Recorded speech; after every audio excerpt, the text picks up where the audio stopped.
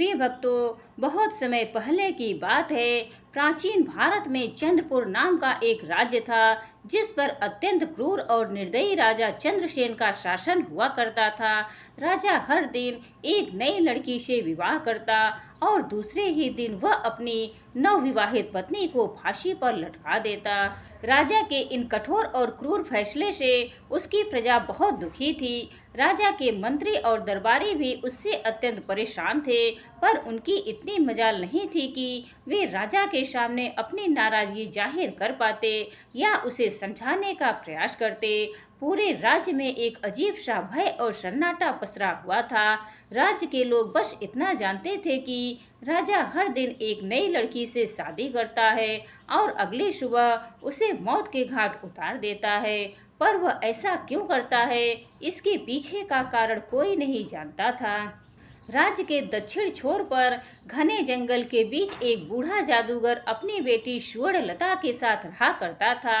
वह राजा के कृत्यों से भली भांति परिचित था, इसीलिए समय रहते उसने नगर को छोड़कर जंगलों में रहना शुरू कर दिया था। उसकी बेटी स्वर्णलता अत्यंत सुंदर और अक्लमंद लड़की थी। वह अपने पिता के साथ आने वाले हर व्यक्ति की मदद करती थी। अगर कोई बीमार व्यक्ति आता तो वह उसे औषधियाँ बनाकर ठीक कर देती। अगर कोई दुखी आत्मा उसके पास आती तो वह अपनी बातों से उसे सुकून देती थी। एक दिन जब जादूगर को किसी कार्य से नगर जाना था, तो स्वर्णलता भी जिद करने लगी और उस दिन अपने पिता के साथ चल पड़ी। जब दोनों नगर में प्रवेश करके द्वार पर पहुंचे, तभी नगर से रोते बिलखते राजा को बद्दुआ देते हुए लोग आज फिर से उसके द्वारा फांसी दी गई एक लड़की के शव को उठाए आ रहे थे। बूढ़े जादूगर ने उन्हें देखा तो सारा माजरा समझते देर नहीं लगी। उसने तुरंत अपनी बेटी से वहां से चलने को कहा, परंतु स्वर्णलता ने जब उन रोते बिलखते लोगों को देखा तो उसका हृदय द्रवित हो उठा। वह बोली, नहीं पिताजी, पहले मुझे यह जानना है कि यह लोग इतने दुखी क्यों हैं और यह राजा को भला बुरा क्यों कह रहे हैं। जादूगर के बहुत समझाने पर भी वह वहां से नहीं गई। जब स्वर्णलता ने कुछ लोगों से इसका कारण पूछा तो लोगों ने एक बार उसे अजीब निगाहों से देखा और बोले, क्या तुम्हें कुछ भी नहीं पता। स्वर्णलता के मना करने पर भी उन लोगों ने अपनी पूरी पीड़ा भरी दास्तान उसके सामने कह सुनाई। सारी बात सुनकर स्वर्णलता एकदम सन्न रह गई, चौंक गई। देर बाद जब उसने अपने होश को संभाला तो वह अपने पिता से कहने लगी, पिताजी, मैं राजा से विवाह करना चाहती हूँ। बेटी के मुख से यह बात सुनकर जादूगर सन्न रह गया और कहने लगा, बेटी, क्या तुम पागल हो गई हो जो ऐसी बातें कह रही हो। तुमने अभी अभी सुना नहीं कि वह राजा दूसरे ही दिन अपनी पत्नी की हत्या करवा देता है। स्वर्णलता कहने लगी, पिताजी, मुझे अच्छे से पता है कि मैं क्या कर रही हूँ।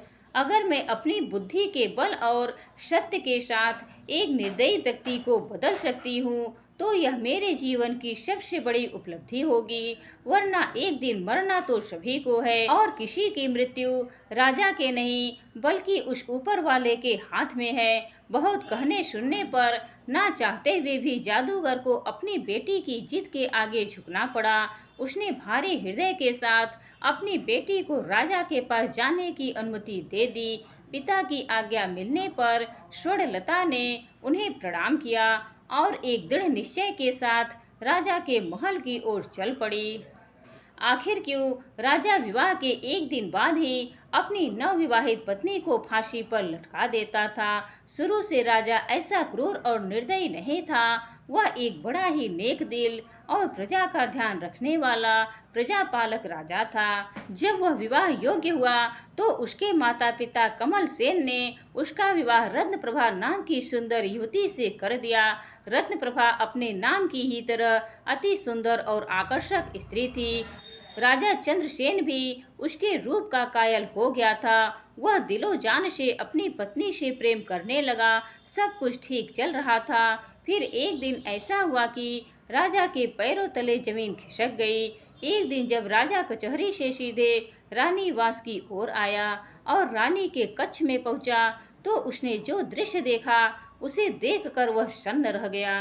उसकी पत्नी रत्नप्रभा एक गुलाम के साथ इश्क लड़ा रही थी। यह देखकर राजा चंद्रसेन का पूरा संसार उजड़ गया। उसने तुरंत अपनी पत्नी रत्नप्रभा और उस गुलाम को जिंदा ही एक दीवार में चुनवा दिया। रानी रत्नप्रभा की मृत्यु के बाद राजा गुमनामी के समुद्र में डूबता चला गया। उसने सबसे मिलना जुलना बंद कर दिया, कचहरी दरबार सब छोड़ दिया, बस एक अंधेरे कमरे में खुद को बंद कर दिया। जब भी राजा आंखें बंद करता, उसे अपने पत्नी और गुलाम का वह दृश्य बार बार याद आता था। समय बीतता गया, पर वह दृश्य राजा के दिल दिमाग से मिटा नहीं। बस वहीं से राजा के भीतर एक राक्षस ने जन्म ले लिया। अब वह प्रतिशोध की अग्नि में जलने लगा। राजा ने देश के मंझे हुए चित्रकारों को बुलवाया और रानी व गुलाम का वह दृश्य ज्यों का त्यों चित्रित करवाया। फिर उस चित्र को अपने सैन्य कक्ष की दीवार पर टंगवा दिया। अपनी पत्नी की बेवफाई से राजा इतना आहत हुआ कि अब उसे पूरी औरत जात ही बेवफा लगने लगी थी। उसके दिल में औरतों के प्रति जो नफरत की आग लगी वह कभी बुझ नहीं सकी। इसीलिए उसने उस क्षण की विस्मरणीय पीड़ा को कैद करने के लिए वह चित्र अपने सामने रख लिया, ताकि कभी भूल न पाए। क्रोध और प्रतिशोध की आग में जलते हुए राजा ने एक भयानक निर्णय लिया। अब वह हर दिन एक नई स्त्री से विवाह करेगा और अगली सुबह उसे मौत के घाट उतरवा देगा। शुरुआत में राजा के इस दर्दनाक और अमानवीय फैसले पर मंत्रियों ने उसे बहुत समझाने का प्रयास किया, परंतु राजा ने किसी की नहीं सुनी। उसका हृदय अब पत्थर बन चुका था। तब से लेकर अब तक राजा निर्दयता और क्रूरता से भरा जीवन जी रहा था।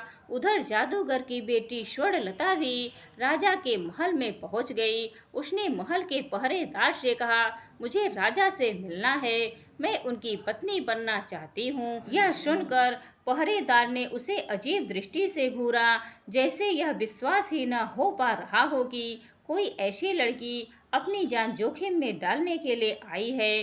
फिर उसने चुपचाप उसका संदेश राजा तक पहुंचा दिया। राजा भी यह सुनकर चकरा गया। उसने सोचा, यह कैसी लड़की है जो अपनी मृत्यु को खुद ही गले लगाना चाहती है। राजा ने तुरंत सेवकों को आदेश दिया कि उस लड़की को तुरंत उसके सामने लाया जाए। सिपाहियों के साथ आती स्वर्णलता को राजा ने देखा और वह बस उसे देखता ही रह गया। आज तक उसने इतनी मायूस, सुंदर और शांति से भरी स्त्री नहीं देखी थी। स्वर्णलता की आंखों में एक अजीब सी सच्चाई और विश्वास था, जिसे राजा ने महसूस किया। पहले तो उसके चेहरे पर एक खुशी की हल्की मुस्कान आ गई, लेकिन फिर कुछ ही क्षणों में वह मुस्कान मुरझा गई और उसके चेहरे पर मायूसी लौट आई। राजा ने बड़ी गंभीरता से स्वर्णलता से पूछा, क्या सोचकर तुम यहाँ आई हो? क्या तुम्हें पता नहीं है कि मुझसे विवाह करना यानी मृत्यु को गले लगाना है? स्वर्णलता निश्चल और दृष्ट नायक की तरह बिना किसी संकोच के राजा की आंखों में आंखें डालकर बोली, हे राजन, मुझे आपके बारे में यह सब कुछ मालूम है। मैंने सब कुछ जानकर ही आज से शादी करने का निश्चय किया है। राजा हैरान होते हुए कहने लगा, ठीक है, अगर तुम सब जानती हो और तुम्हारा यही फैसला है तो मुझे कोई ऐतराज नहीं है। शादी की तैयारी करो, हम कल ही तुमसे विवाह करेंगे। राजा और जादूगर की बेटी स्वर्णलता का विवाह हो गया। अब स्वर्णलता जादूगर की बेटी रानी और राजा की पत्नी बन चुकी थी। रात को स्वर्णलता ने 16 श्रृंगार किए और सुहाग की सेज पर बैठकर राजा का इंतजार किया। उसकी आंखों में एक अद्भुत विश्वास था, मानो उसने अपने जीवन की सबसे बड़ी चुनौती का सामना किया हो और अब वह अपने नायक के सामने थी। जब राजा चंद्रसेन कमरे में आया और दुल्हन के रूप में सजी हुई स्वर्णलता को देखा तो वह उसकी खूबसूरती का कायल हो गया। लेकिन तभी उसका ध्यान दीवार पर लगी अपनी मृत पत्नी की तस्वीर की ओर चला गया। उसकी आंखों में एक दर्द और गुस्सा जाग उठा। उस तस्वीर ने राजा की सारी यादें ताजा कर दी और उसकी आंखों में औरतों की बेवफाई की आग फिर से जल उठी। लेकिन राजा के दिल के एक कोने में स्वर्णलता के साहस और उसकी सादगी और उसकी खूबसूरती को देखकर एक अलग ही जगह या शायद कहीं इज्जत बन गई थी। राजा ने गुस्से से कहा, तुमने यह बेवकूफ़ी वाली हरकत क्यों की, यह जानते हुए भी कि कल सुबह हम तुम्हारा कत्ल करवा देंगे, ना कि विवाहित रानी, तुम्हें क्या हो गया है। स्वर्णलता बड़े ही शिष्टाचार और आदर के साथ अपनी आंखों में बिना डर और बिना झिझक के राजा की आंखों में देखती हुई बोली, मेरे स्वामी, यह फैसला तो उस ऊपर वाले ने किया है और उसका फैसला मुझे हर हाल में मंजूर है। राजा कहने लगा, सुबह तुम्हारे साथ क्या होगा यह जानते हुए भी रानी स्वर्णलता बोली, महाराज, मैं अच्छी तरह से जानती हूँ कि सुबह होते ही मुझे आप मरवा देंगे, लेकिन उससे पहले मेरे पास आज की पूरी रात है और मोहब्बत की खुशी को लंबाई से नापा नहीं जा सकता, बल्कि उसकी गहराई देखी जाती है। राजा कहने लगा, तुम्हारी इन दिल फरेब बातों का मेरे ऊपर कोई असर नहीं पड़ने वाला। रानी स्वर्णलता बड़े ही प्रेम और मर्यादा के साथ कहने लगी, हे स्वामी, मैं एक रात के लिए ही सही पर आपकी पत्नी तो हूँ, इस नाते इस रात पर मेरा पूरा हक है। सुबह जो आपको करना है आप कर लीजिए। स्वर्णलता बोली, महाराज, अभी के लिए अपने इस गुस्से को त्याग दीजिए और थोड़े शांत हो जाइए। रानी स्वर्णलता की बात सुनकर राजा का क्रोध ठंडा पड़ गया और वह आराम से कमरे में रखी एक कुर्सी पर जाकर बैठ जाता है। रानी स्वर्णलता कहने लगी, महाराज, आज की रात आपका दिल बहलाने के लिए मैं आपको क्या सुनाऊं? कोई किस्सा सुनाऊं, कोई शेर सुनाऊं, क्या शायरी सुनाऊं या फिर कोई गाना सुनाऊं? राजा कहने लगा, तुम मेरी एक रात की पत्नी हो और इस रात पर तुम्हारा पूरा हक है, चलो तुम कोई एक किस्सा सुना दो।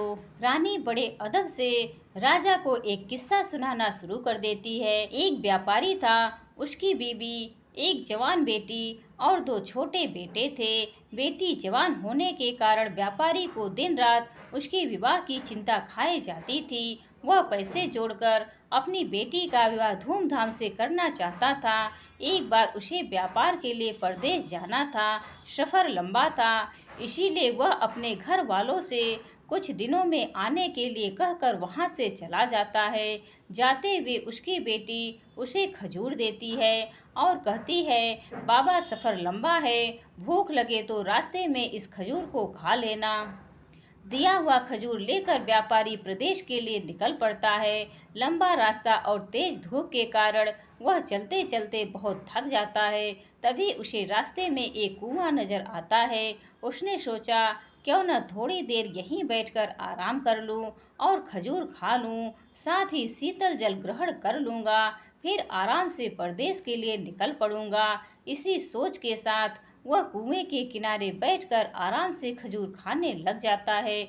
खजूर खाते खाते उसके हाथ से एक खजूर कुएं में गिर जाता है। जैसे ही खजूर पानी में गिरता है, कुएं का बिल्कुल साफ और निर्मल पानी एकदम से खून में बदल जाता है और तभी कुएं के अंदर से गुस्से से भरा एक दैत्य निकल कर आता है। राक्षस की आंखें लाल थी और उसके हाथों में धारदार तलवार थी।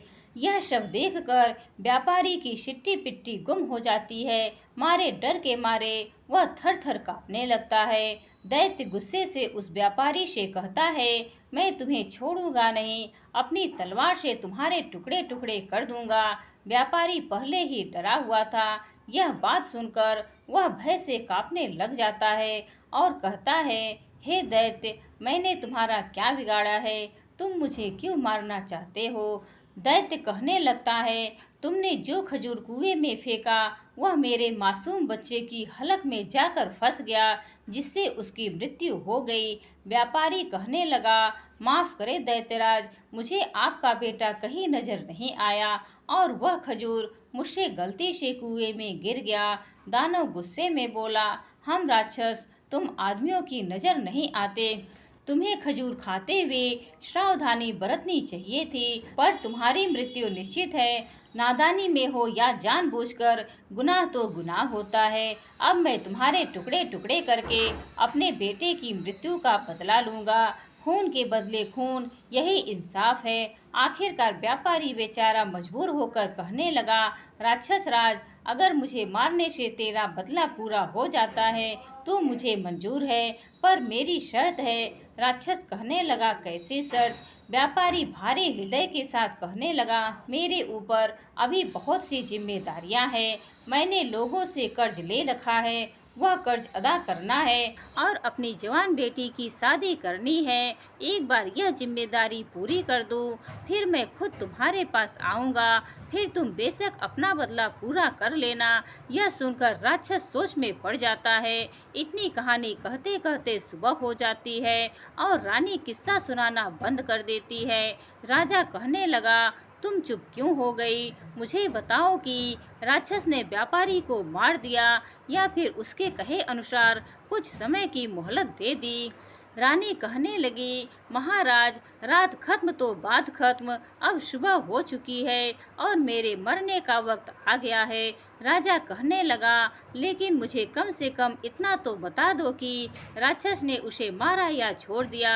रानी बोली, राजा, कहानी बहुत लंबी है, पूरी बताने के लिए वक्त की जरूरत है और अब वक्त खत्म हो चुका है। यह सुनकर राजा सोच में पड़ जाता है। कुछ सोचकर राजा अब अपनी नवविवाहित रानी से कहता है, तुम चिंता मत करो, हम वक्त को रोक देंगे। हम तुम्हें एक दिन की जिंदगी और प्रदान करते हैं। अब तुम किस्सा सुनाओ।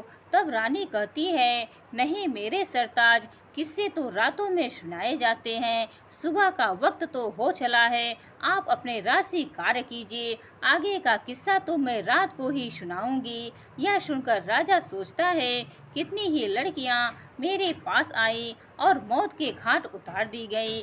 सबके चेहरे पर मौत का भय साफ नजर आता था, पर इसके चेहरे पर तो भय नाम की कोई चीज ही नहीं है। खैर, इसका किस्सा मुझे बहुत दिलचस्प लगा है, इसीलिए इसकी जान सिर्फ आज के लिए बख्श दी जाए, कल इसका भी वही हाल होगा।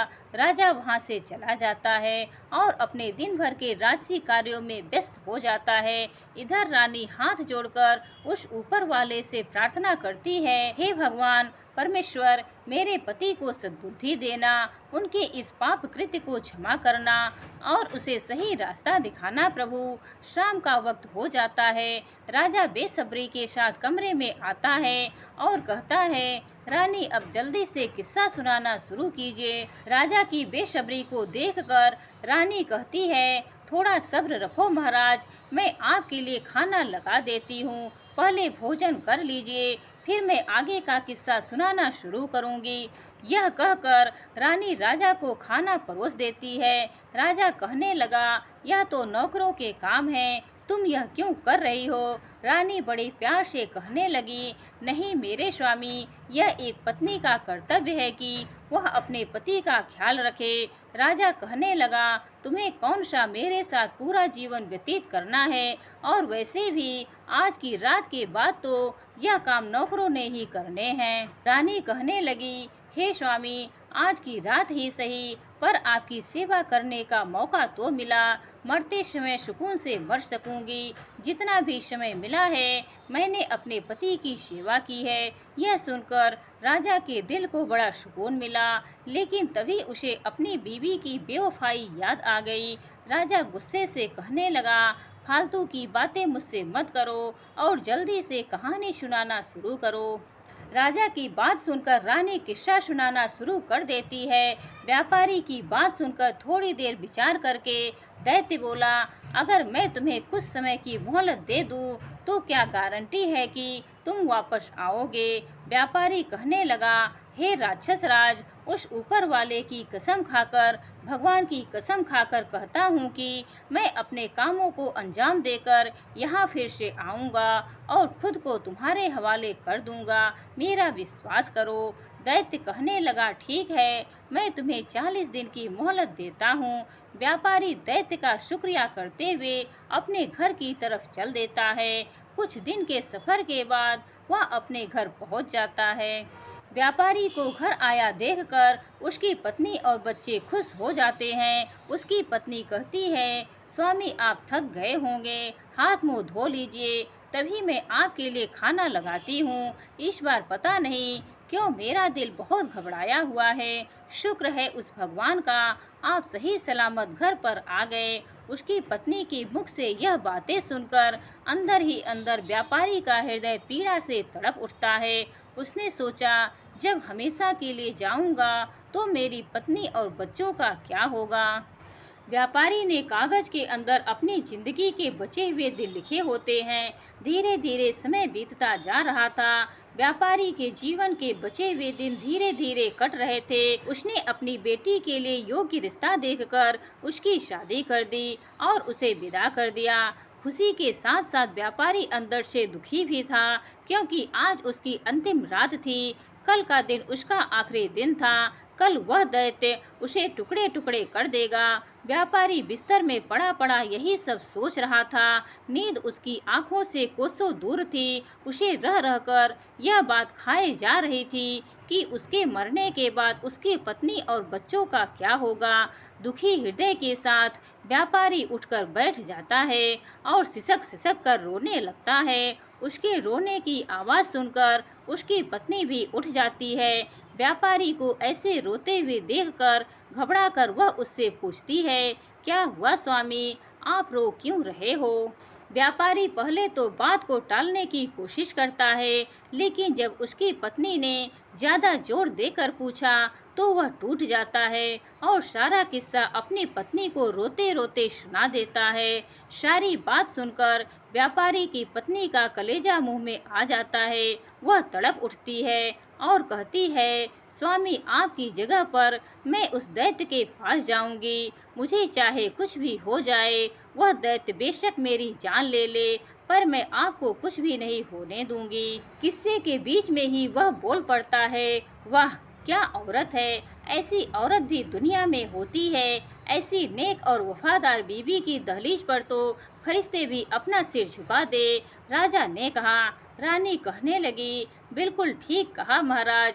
कुछ बदचलन औरतें होती हैं जिनकी वजह से सभी औरतों पर उंगली उठाई जाती है, पर सबको एक जैसा समझ लिया जाता है। यह सुनकर राजा सोच में पड़ जाता है। रानी फिर आगे का किस्सा सुनाना शुरू कर देती हैं। व्यापारी अपनी पत्नी को समझाते हुए कहता है, ऐसी बात मत करो प्रिय, अगर तुम्हें कुछ हो जाए तो धिक्कार है मेरे ऊपर। तुमने यह कैसे कह दिया कि तुम मेरी जगह उस राक्षस के पास चली जाओगी। गलती तो मुझसे हुई है और इस गलती की सजा तो मुझे ही भोगनी पड़ेगी। तुम मेरे बच्चों का ख्याल रखना, उन्हें मेरी कमी कभी महसूस मत होने देना। व्यापारी अपनी पत्नी को खूब समझाता है। ऐसे ही बातों बातों में रात निकल जाती है और सुबह हो जाती है। व्यापारी भारी हृदय के साथ अपने छोटे बच्चे और बीवी को गले लगाकर उससे विदाई लेकर वहां से निकल पड़ता है। लंबा रास्ता तय करके वह उसी जगह पहुंच जाता है जहां उसे वह दैत्य मिला था।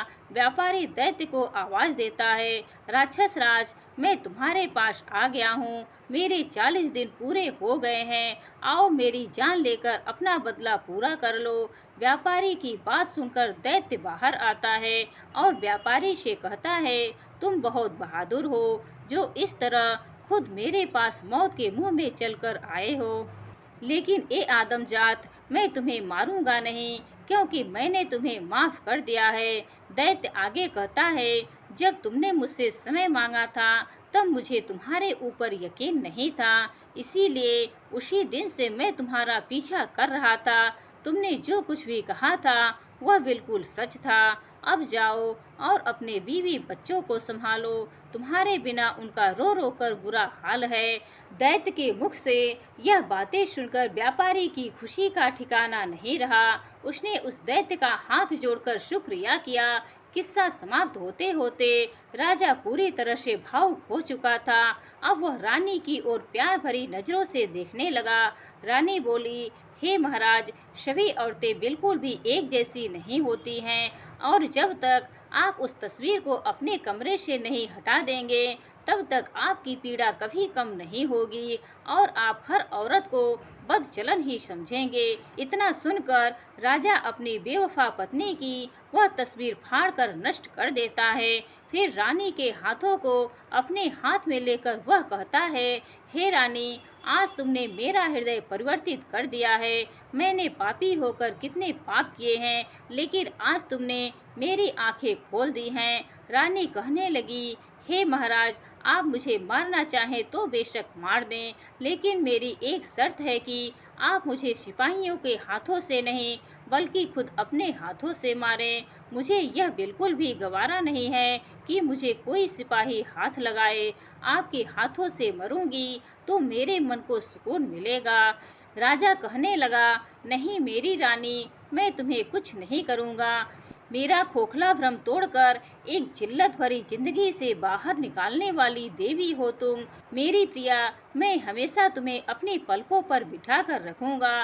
जितना पाप मैंने किया है, शायद उसके लिए वह ऊपर वाला मुझे कभी माफ़ न करे, पर बची हुई जिंदगी में सिर्फ खुशियाँ बांटना चाहता हूँ अपनी प्रजा और तुम्हारे साथ। उधर जब जादूगर को पता चला कि उसकी बेटी सिर्फ सही सलामत ही नहीं बल्कि राजा की आंखें खोलने वाली उसकी प्रिय रानी बन गई है और राजा एक नेक इंसान बन गया है, तो उसकी खुशी का कोई ठिकाना नहीं रहा। राजा चंद्रसेन और रानी स्वर्णलता के साथ एक हंसी खुशी जीवन व्यतीत करते हैं। व्यापारी ने अपनी गलती की सजा स्वीकार की, लेकिन उसकी पत्नी और बेटी की निष्ठा और प्रेम ने उसे अंततः एक नई राह दिखाई। राक्षस ने उसकी ईमानदारी और समर्पण को देखकर उसे माफ कर दिया और वह घर लौटने में सफल हुआ। राजा ने रानी की समझदारी और बलिदान को समझा और अपनी पुरानी पीड़ा से मुक्ति पाई। यह कहानी कहती है कि सच्चे प्रेम और नैतिकता की शक्ति से ही जीवन में बदलाव लाया जा सकता है।